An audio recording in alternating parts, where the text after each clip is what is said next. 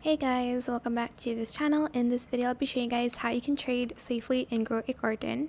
So if you go to the gear shop here, talk to the person, show me the gear shop, and you are going to purchase the trading ticket. I've already purchased it. It is just 19 Robux if you don't have the funds, I guess, but I feel like you would. It's like 100,000 shekels.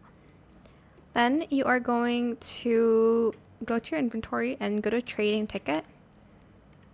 And you're going to get close to somebody you want to trade with. For instance, they want to trade like a pet with you or a plant with you.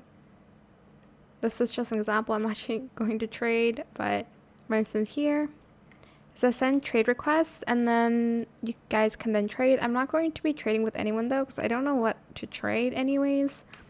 But yeah, that is pretty much it really. I hope it was helpful for you guys. Don't forget to like, comment, share, and also subscribe to this channel if you haven't done that already.